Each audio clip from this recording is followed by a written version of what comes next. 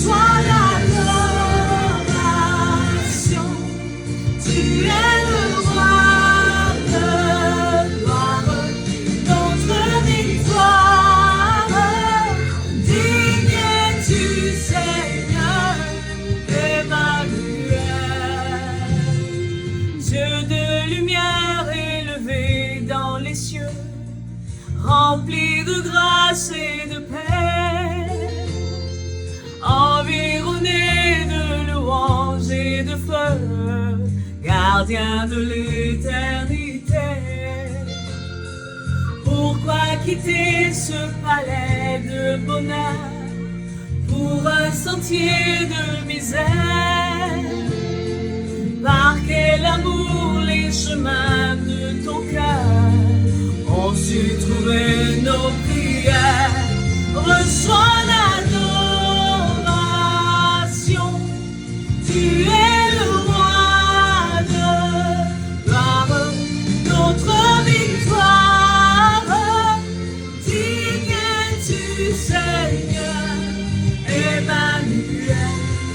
Reçois l'adoration. Tu es le roi de gloire, notre victoire. Digne es-tu, Seigneur, Emmanuel.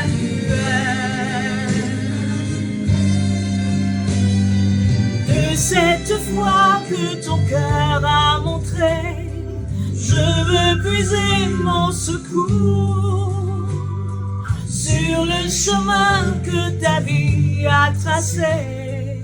Je veux marcher chaque jour. Garde mes yeux, mes attraits de ce monde. Garde-moi près de ta croix, de ton trône, en ce lieu saint où mon âme est féconde. D'humilité et de joie, reçois, reçois, reçois, Seigneur. Tu es le roi de gloire, ma victoire. Digne es-tu, Seigneur. Oh, reçois l'adoration, Seigneur. Tu es le roi de gloire, le roi de gloire. Tu es ma victoire. Tu es ma victoire, Seigneur. Emmanuel. Emmanuel. Emmanuel. Emmanuel.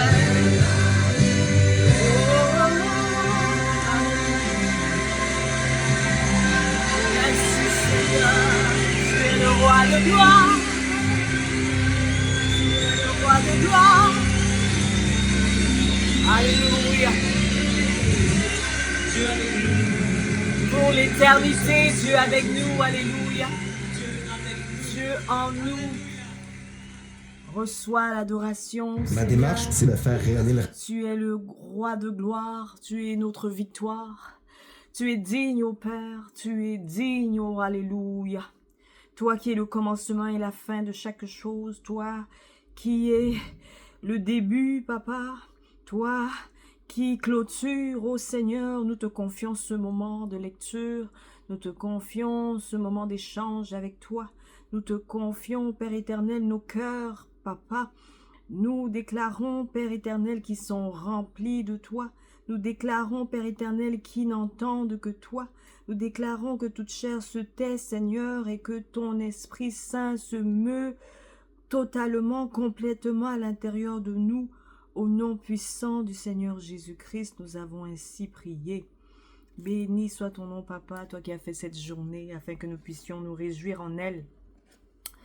L'opportunité est encore grande aujourd'hui que nous puissions venir consulter, Père éternel, la parole de vie, celle-là qui nous guide, celle-là qui nous renseigne sur qui est Jésus-Christ, qui nous donne la direction dans cette vie et qui nous permet de ne pas errer, de ne pas nous retrouver où nous n'avons pas à nous retrouver, à faire les choses que nous n'avons pas à faire, Seigneur. Merci pour tout. Merci pour cette vie de gloire, car tu es le roi de gloire qui a bien voulu quitter ton palais glorieux pour un sentier des misérables, le sentier de ceux qui étaient perdus. Merci d'être venu nous sauver, d'être venu payer le prix à notre place. Merci. Alléluia. C'est au nom puissant du Seigneur Jésus-Christ que nous sommes rassemblés ici et que nous lisons de Luc 19, versets 29 à 40 aujourd'hui.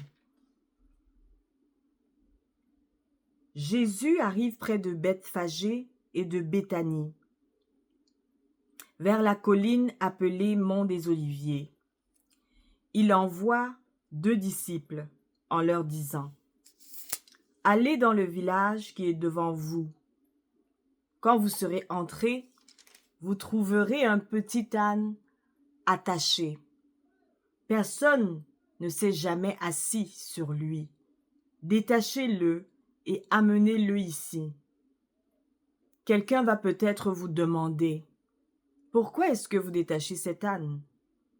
Vous répondrez: « Le Seigneur en a besoin. » Les 2 disciples partent et ils trouvent les choses comme Jésus leur a dit. Ils détachent le petit âne et les propriétaires de l'animal demandent: « Pourquoi est-ce que vous détachez ce petit âne ?» Les disciples répondent: « Le Seigneur en a besoin. » Ils amènent l'âne près de Jésus.